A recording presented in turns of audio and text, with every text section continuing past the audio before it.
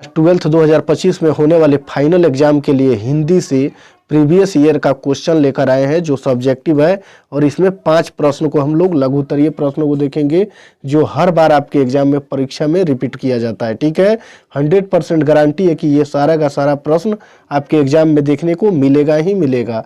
तो चलिए वीडियो को स्टार्ट करते हैं। यदि आप चैनल पर पहली बार हैं तो चैनल को सब्सक्राइब जरूर कर लीजिए और अपने दोस्तों को भी शेयर जरूर कीजिए। इसमें बहुत ही सरल तरीका से मैंने इन प्रश्नों का उत्तर कंप्लीट किया है। ठीक है, हो सकता है कि आपको याद भी हो ये सभी प्रश्न, लेकिन फिर भी देख लीजिए। यदि ये हल्का लगे तो इसको याद कर लीजिए, नहीं तो ये प्रश्न आपको याद है तो जो याद है उसी को आपको कंप्लीट करना है। तो चलिए देखते हैं। क्वेश्चन नंबर 1 में दिया हुआ है कि हरचरना कौन है। क्वेश्चन नंबर 1 में हरचरना कौन है और उसकी पहचान बताइए। बहुत इंपॉर्टेंट क्वेश्चन है, कई बार एग्जाम में यह प्रश्न पूछा जा चुका है।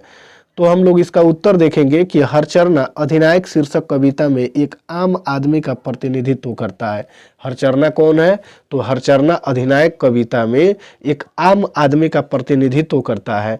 वह स्कूल जाने वाला एक बदहाल गरीब लड़का है और हरचरना जो है वो स्कूल तो जाता है लेकिन उसकी स्थिति थोड़ी खराब है। ठीक है, और वह एक गरीब परिवार से संबंध रखता है। तो ये लिखा गया है कि वह स्कूल जाने वाला एक बदहाल गरीब लड़का है जो राष्ट्रीय त्योहार के दिन जब झंडा को फहराया जाता है तो उसी जलसे में वह राष्ट्रगान को दोहराता है। कौन?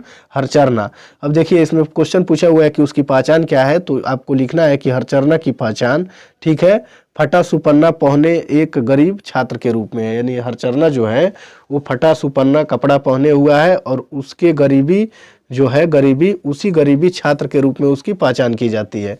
तो ये क्वेश्चन नंबर 1 है और इसको आपको बिल्कुल कंप्लीट कर ही लेना है। बार बार क्वेश्चन ये रिपीट होता है आपके एग्जाम में। चलिए फिर आगे वाला क्वेश्चन हम लोग देखेंगे। देखिए 2 नंबर क्वेश्चन में दिया हुआ है 2 नंबर में कि डायरी क्या है, डायरी को क्यों लिखा जाना चाहिए। ये भी क्वेश्चन कई बार आपके एग्जाम में पूछा हुआ है, तो बहुत इंपॉर्टेंट है 2025 के लिए, इसको भी आपको कंप्लीट कर लेना है।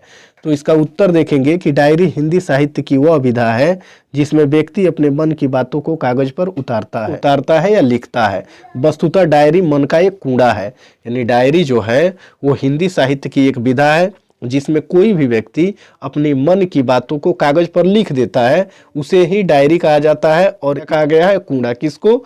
डायरी को। अब डायरी क्यों लिखा जाना चाहिए, तो यहाँ देखेंगे कि डायरी में लिखी बातें हमें अपनी लिखी जिंदगी का याद दिलाता है। यानी डायरी में जो हम बातों को लिख देते हैं आगे चलकर भविष्य में जब उसी डायरी को हम लोग पढ़ते हैं तो बीता हुआ समय यानी जिंदगी के बारे में हमें क्या पता चलता है, हमें लिखी हुई जो बात होती है याद दिलाता है, इसलिए हमें डायरी को लिखना चाहिए। इनको देखेंगे हम लोग। देखिए पंच परमेश्वर के खो जाने पर कवि क्यों चिंतित है। ये क्वेश्चन कई बार आपके एग्जाम में पूछा गया है और 2025 के लिए बहुत ही इंपॉर्टेंट क्वेश्चन है। इस प्रश्न को आपको कंप्लीट कर ही लेना है। इसमें जितना हम प्रश्न बता रहे हैं 100% गारंटी है कि आपके एग्जाम में इसमें से क्वेश्चन रहेगा तो रहेगा। यदि नहीं आया तो उस समय एग्जाम देने के बाद इसको देख के मिला के और अनसब्सक्राइब कर दीजिएगा। ठीक है, इतना तो गारंटी हम जरूर देंगे।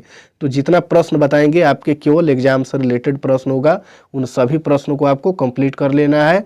यकीन रखिए बेहतर नंबर आपका आ जाएगा। ठीक है, घर पाठ में पंच परमेश्वर के खो जाने की ओर ज्ञानेंद्र पति जी ने जनता का ध्यान आकृष्ट किया है। ठीक है, भारतीय संस्कृति में पंच को लोग परमेश्वर कहते हैं। भारतीय संस्कृति जो है उसमें पंच को लोग क्या कहते हैं? परमेश्वर कहते हैं।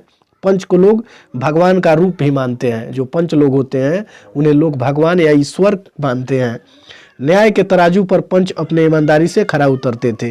न्याय के तराजू पर जो पंच लोग थे वो ईमानदारी से बिल्कुल खरा उतरते थे। उनमें तनिक भी लोभ मोह ईर्ष्या नहीं थी। किनमें? पंचों में। ठीक है, इसीलिए लोग पंच को परमेश्वर या ईश्वर का रूप मानते थे। चलिए फिर आगे वाला क्वेश्चन देखेंगे कि तुलना कवि भूषण ने किन किन से की है। तो इसका उत्तर देखेंगे कि भूषण हिंदी कविता में रीतिकाल के रीति मुक्त काव्य धारा के कवि हैं।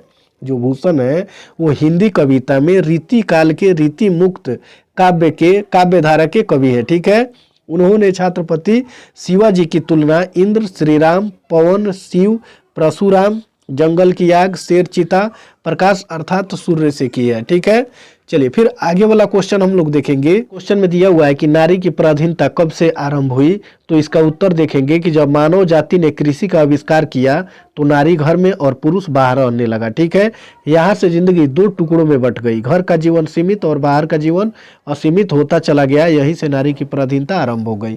यदि वीडियो पसंद आए तो वीडियो को लाइक जरूर कीजिएगा और चैनल को सब्सक्राइब करके अपने दोस्तों को भी शेयर जरूर कीजिएगा, क्योंकि केवल इस चैनल पर एग्जाम से रिलेटेड क्वेश्चन और आपके मासिक एग्जाम का बिल्कुल ओरिजिनल क्वेश्चन पेपर को अपलोड करते हैं। ठीक है।